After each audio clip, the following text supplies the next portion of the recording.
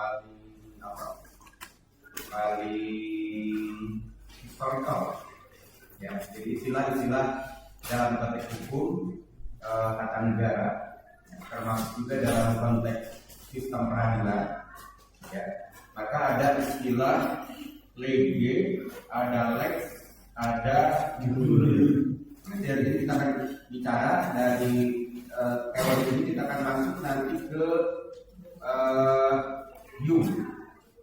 Ya, jadi pembahasannya dari istilah lege, lex, jure, kita akan masuk nanti ke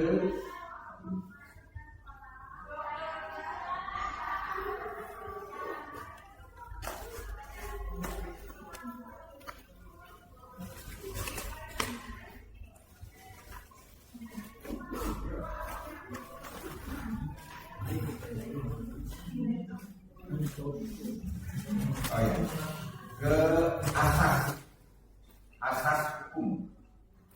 Ya, ke asas hukum. Kita bicara di ke asas hukum. Dari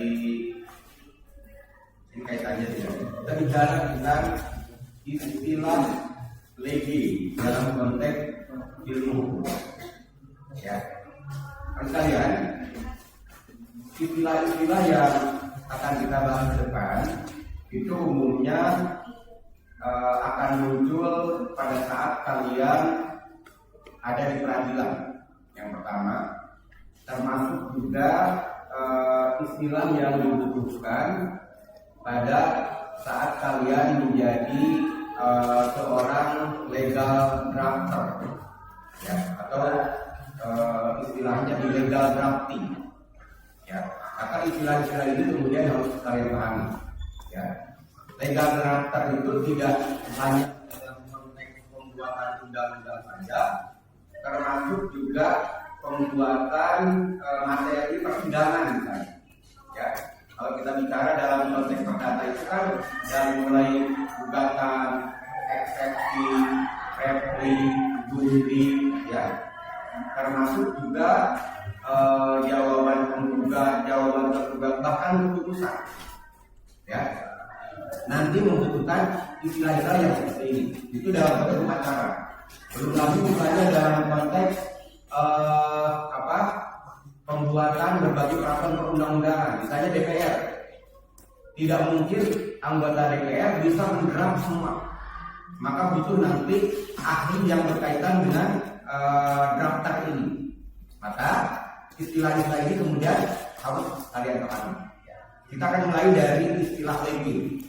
Ya, lege berasal dari bahasa Yunani. Jadi historical lahirnya istilah lege ini adalah dari bahasa Latin.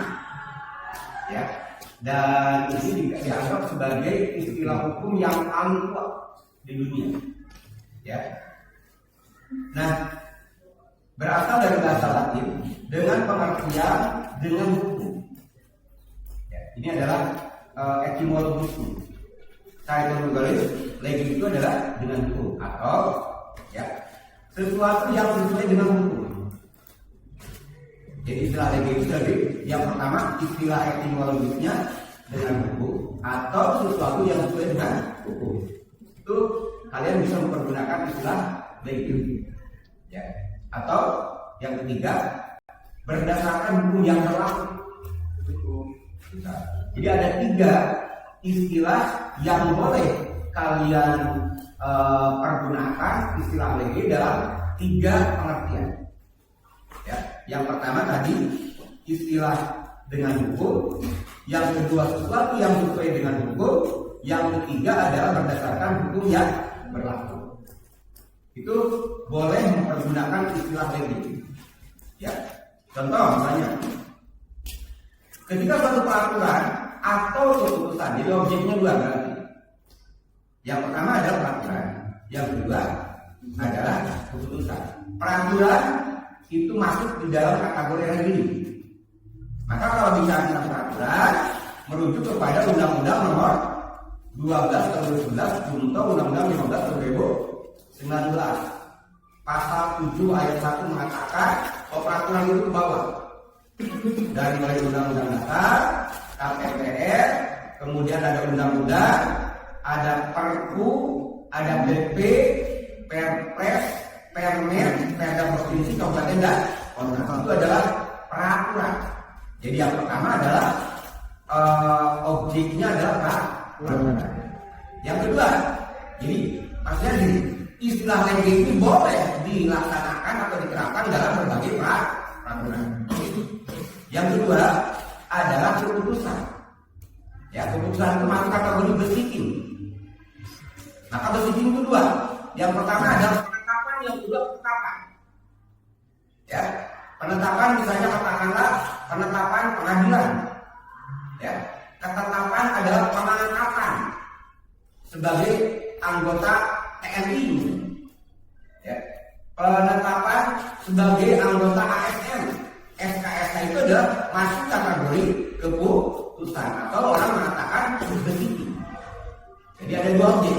Yang pertama objeknya adalah peraturan, yang kedua adalah keputusan. Peraturan itu masuk di dalam kategori regli, kalau keputusan kategori besiking. Dengan demikian maka objek yang boleh mempergunakan istilah lege hanya dua, regli dan besiking. Itu yang kemudian perlu kalian pahami. Jadi tidak semua aktivitas boleh mempergunakan istilah lege. Hanya dua, regli dan besiking. Ya, regli ada tadi saat di dalam Undang-Undang Nomor 12 Tahun 2011, ya, Junto Undang-Undang Nomor 15 Tahun 19, Pasal 7 Ayat 1 itu ada regli di bawah. Itu. Kalau selain daripada itu, Anda buka juga di dalam Undang-Undang tentang pemerintahan daerah kaitannya dengan Perda. Ya kan? Kalau yang selain daripada itu Anda buka Undang-Undang tentang Aceh Nanggroe Salam kaitannya dengan kanun. Selain daripada itu maka Anda buka Undang-Undang Nomor 6 Tahun 2014 tentang desa. Itu masuk dalam kategori regli atau peraturan. Ya. Yang kedua adalah besiking atau keputusan. Jadi objeknya dua. Ya, kalau besiking tentu ada tadi kategorinya dua. Kalau besiking keputusan itu ada penetapan, ada ketetapan. Itu ada keputusan. Ada penetapan, ada ketetapan. Ya, penetapan yang berkaitan dengan aktivitas, misalnya pengangkatan TNI, anggota TNI, pengangkatan anggota Polri, pengangkatan sebagai ASN, itu ada penetapan. Ya. Yang kedua, ketetapan. Ketetapan dalam konteks apa? Misalnya dalam konteks ASN TNI Polri ada yang namanya mutasi, promosi, demosi. Itu adalah ketetapan. Ya. Ketetapan tadi ada tiga. Mutasi, promosi, demosi. Mutasi apa? Penaikan jabatan. Ya. Lagi mutasi adalah penaikan jabatan. Kemudian mutasi, promosi. Sorry, kalau mutasi adalah pemindahan jabatan yang sangat setara. Contoh, mutasi dari camat kota ke camat Cugenang, sama-sama camat. Ya, mutasi dari camat kota ke camat Naniwo, sama-sama camat. Itu ada mutasi. Jadi pemindahan jabatan yang setara itu mutasi. Ya, kalau penaikan jabatan tadi adalah promosi. Ya, kalau promosi itu dari camat ke kepala dinas. Di kepala dinas menjadi sekda. Itu adalah promosi. Jadi ada mutasi, ada promosi, ada demosi. Demosi itu apa? Demosi itu penurunan jabatan. Gitu. Misalnya dari camat ke staf. Ya, dari kepala dinas ke staf itu ada demosi. Nah, itu adalah masuk kategori keputusan atau orang mengatakan besiking, penetapan ketetapan. Ya, jadi istilah lege ini, anak kalian bisa dimasukkan dalam dua objek. Yang pertama regli atau besiking. Ya, itu bisa contoh di sini. Ketika suatu peraturan atau keputusan dinyatakan sah, ya, karena mematuhi aturan hukum yang berlaku pada saat kejadian tersebut terjadi. Besiking dan regeling yang seperti apa yang boleh mempergunakan frasa atau kata atau istilah regeling ini? Maka dikatakan yang dinyatakan sah karena mematuhi aturan hukum yang berlaku pada saat kejadian tersebut terjadi. Bagaimana kalau besiking regeling yang dianggap tidak sesuai dengan aturan? Maka tidak boleh mempergunakan istilah regeling. Jadi itu pemanfaatan atau penerapan istilah regeling dalam konteks tadi pembuatan regulasi baik regeling atau besiking. Ya. Dengan demikian maka frasa regeling dipergunakan khusus untuk istilah peraturan. Ya. Dalam hal ini dibagi dua, ada regeling dan besiking. Ya. Jadi istilah ini lebih dipergunakan hanya untuk regeling dan besiking. Gitu. Yang tadi katakan regeling itu pengertiannya dengan hukum, ya, atau sesuatu yang sesuai dengan hukum, atau berdasarkan hukum yang berlaku. Regeling. Jadi kalau ada akan berbicara kegiatan ini sesuai dengan hukum yang berlaku, jadi misalnya kegiatan ini sesuai dengan regeling. Gitu. Itu adalah bicara dalam konteks istilah regeling dalam konteks hukum. Ya. Yang lainnya kalian cari sendiri. Ini adalah itu saja. Yang kedua, penggunaan istilah leg ya dalam konteks hukum. Ya, penggunaan istilah leg pertama secara etimologis dia berasal dari bahasa Latin sama dengan legis. Dengan pengertian lex itu adalah undang-undang, ya. Atau orang mengatakan aturan hukum. Nah, dari undang-undang ke aturan hukum kemudian menjadi berbeda. Kalau undang-undang itu spesifik, kalau aturan hukum ini maka bisa dibagi dua. Aturan hukum tertulis, aturan hukum tidak tertulis.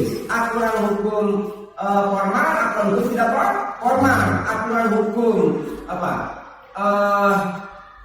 ada dengan aturan hukum konvensional. Jadi aturan hukum itu kemudian menjadi luas. Tapi penempatan istilah pengertian regeling sendiri adalah undang-undang atau aturan hukum. Ya. Perlu kalian juga pahami. Ini kan ada frasa atau. Saya sudah pernah menyampaikan istilah atau dan. Apa bedanya dalam bahasa hukum antara atau dan? Dalam bahasa undang-undang? Belum. Oke. Kita lihat. Kalau Anda ini hanya khusus ada di fakultas hukum.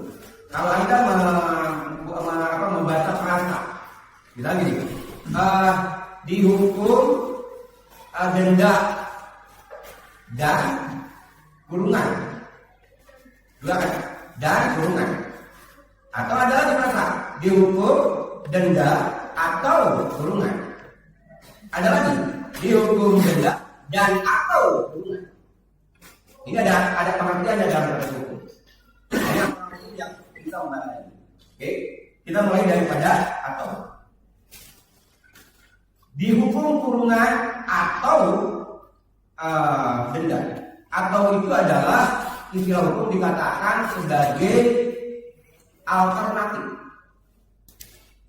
Ya, sekali lagi, frasa atau dalam konteks hukum dikatakan sebagai alternatif. Artinya, kalau alternatif itu boleh kurungan, boleh denda. Tidak harus dua-duanya. Sehingga dikatakan kalau ada frasa di dalam undang-undang atau berarti alternatif. Ya. Yang kedua, hukuman denda dan kurungan. Kalau dan itu adalah kumulatif. Jadi harus dua-duanya. Ya dikurung, ya didenda. Jadi beda. Kalau atau tadi alternatif boleh salah satu. Kalau dan adalah kumulatif. Kalau ada di dalam undang-undang di dihukum kurungan dan atau denda.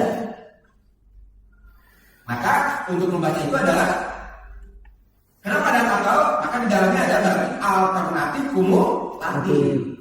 Maka hukuman itu bisa kurungan saja atau bisa dua-duanya.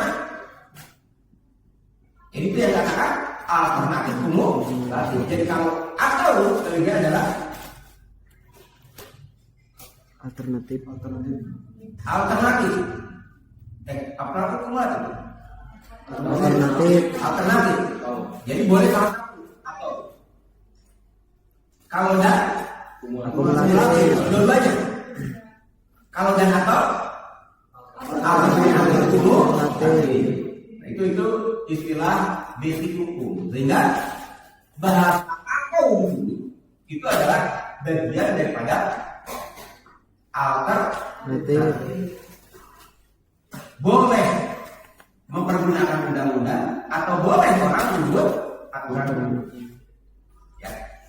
Selanjutnya, istilah lain digunakan untuk merujuk pada peraturan-peraturan hukum yang tertulis yang mengikat bagi masyarakat.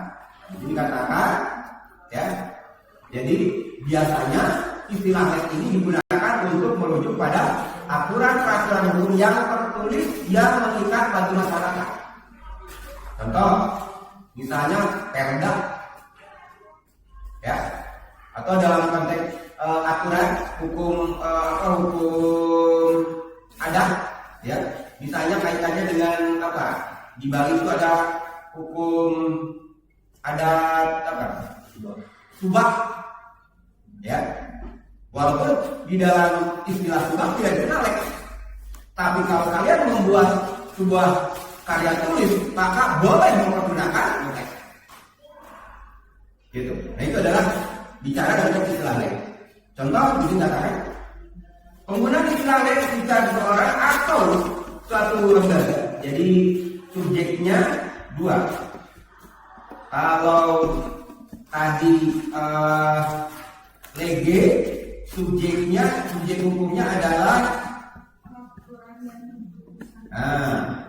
ya, peraturan atau keputusan, regling atau proceeding, ya, objeknya.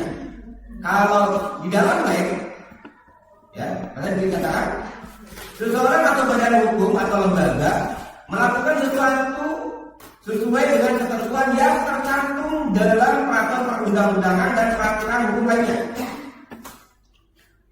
Jadi subjeknya kalau di sini adalah seseorang atau lembaga. Jadi dua, seseorang itu dalam hukum perdata apa dikatakan? Naturally person. Ya, kalau lembaga person. Jadi subjek yang boleh mempergunakan istilah lain adalah pertama naturally person, yang juga person. Bisa perorangan, bisa badan hukum. Badan hukum yang perorangan yang seperti apa? Akan jelaskan di sini. Badan hukum dan perseorangan, ya sesuai dengan ketentuan.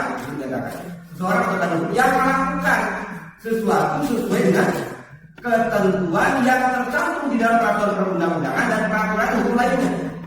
Bagaimana kalau badan hukum dan seseorang tidak melaksanakan peraturan dan peraturan perundang-undangan lainnya? Tidak boleh menggunakan istilah teks. Gitu. Jadi ada spesifiknya yang boleh menggunakan istilah teks. Ya. Kemudian dengan demikian maka penggunaan istilah lain dipergunakan untuk aktivitas subjek hukum seseorang atau badan hukum yang sesuai dengan hukum atau peraturan perundang-undangan. Jadi kalau istilah lain lebih kepada orang atau badan hukum aktivitas. Kalau lege tadi kaitannya dengan regulasi, berarti tinggal regling. Ya, kalau lain berarti aktivitas seseorang atau badan hukum, person atau naturally person yang sesuai dengan hukum. Jadi ada spesifik, boleh mempergunakan istilah ini. Lege tadi hanya untuk regulasi, berarti tinggal regeling. Kemudian leg hanya untuk aktivitas yang dilakukan oleh subjek hukum. Ya, yang sesuai dengan hukum dan perundang-undangan. Subjek hukum yang mana? Ada bagi dua. Ada leg person, ada naturally person. Itu adalah penggunaan istilah leg. Ya, hari ini pasti tidak ngerti kalian. Ya, tapi paling tidak pernah mendengar. Nanti kalian cari sendiri. Ya, ada leg, ada ada legi. Yang ketiga ada istilah juga juru. Juru dalam bahasa umum dikatakan de jure, de facto. Ya, de jure dan de facto itu bisa dipergunakan oleh para pengacara atau jaksa ketika silang pendapat di pengadilan. Secara de facto dan de jure, kegiatan ini sudah sesuai dengan peraturan perundang-undangan. Asal benar. De facto sesuai dengan fakta, de jure sesuai dengan hukum. Apa sesuai dengan peraturan perundang-undangan? Pemberontakan kata gitu. Kayak gini. Bank BRI, benar nggak kira-kira? Bank BRI, benar nggak? Iya, di BRI kan ada Bank Negara Indonesia. Di BRI kan ada bank dan kecuali BRI atau BRI. Tidak boleh pakai Bank BRI, Bank BRI contoh. Asal benar kita sampaikan. Tapi pemberontakan kata sama tadi dengan istilah. Biasanya pengacara yang ngomong pengadilan. Sedang de jure dan de facto apa yang klien kami lakukan itu sudah sesuai dengan peraturan hukum. Asal benar itu. Ya. Padahal kalau kita rujuk pada pengertiannya, de facto berarti sesuai dengan fakta, de jure berarti sesuai dengan hukum. Dua-duanya. Nah, kita coba lihat pengertian de jure atau jure. Ya. Jure berasal dari bahasa Latin, lagi-lagi. Secara etimologi berasal dari bahasa Latin. Yang mempunyai pengertian secara hukum. Jadi istilah jure juga secara hukum. Istilah jure digunakan untuk menunjukkan sesuatu yang didasarkan pada prinsip-prinsip atau norma hukum yang berlaku secara umum. Itu istilah jure. Ya. Contoh, penggunaan istilah de jure adalah ketika sesuatu tindakan dianggap sah dan benar berdasarkan norma-norma hukum yang berlaku secara umum dalam masyarakat yang didasarkan pada prinsip keadilan, kesetaraan, dan kebebasan yang dan kebenaran yang diakui secara luas. Ya. Jadi kalau jujur itu lebih kepada tindakan seseorang. Ya. Kalau tadi istilah lex ada di aktivitas subjek hukum. Kalau lege ada di peraturan, regeling dan ciki. Kalau di jure maka ada di tindakan yang sesuai dengan hukum dan norma umum masyarakat. Di parameternya ada norma umum masyarakat, tapi sama-sama tindakan. Jadi itu adalah penggunaan jure dalam bahasa hukum. Jadi pastikan kalian jangan salah memasukkan istilah. Ya, kalau istilah lege, pastikan itu akan ada di permasalahan yang berkaitan dengan regeling petisi. Kalau istilah leg, maka pastikan itu masuk di dalam nomenklatur istilah aktivitas subjek hukum, baik badan hukum atau perorangan, atau person atau naturally person. Ya, istilah jure adalah kaitannya dengan tindakan yang benar sesuai dengan norma hukum dan masyarakat. Itu adalah jure. Jadi masing-masing istilah ini ada nomenklatur masing-masing. Jadi pastikan kalian nanti ketika menjadi legal drafter, ya, atau legal drafting, maka istilah-istilah ini disesuaikan dengan proporsinya. Gitu ya. Oke.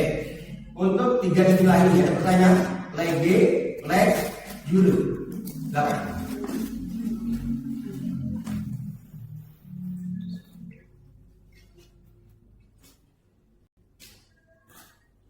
Kalau tidak ada, dari istilah lege, Sudah kita masuk ke asas. Asas.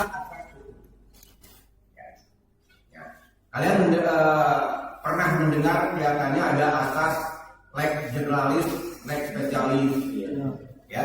Nah kita akan coba apa sih jinaknya asas ini, ya. Kita akan mulai dari argumentasi kenapa dibutuhkan asas hukum ini, ya. Di sini katakan sumber-sumber hukum formal yang satu dengan yang lain. Jadi asas hukum ini dalam peraturan perundang-undangan ini dibutuhkan akibat terjadinya gesekan antara sumber hukum formal yang satu dengan sumber hukum formal yang lain. Misalnya antara undang-undang yang satu dengan undang-undang yang lain, antara perda yang satu dengan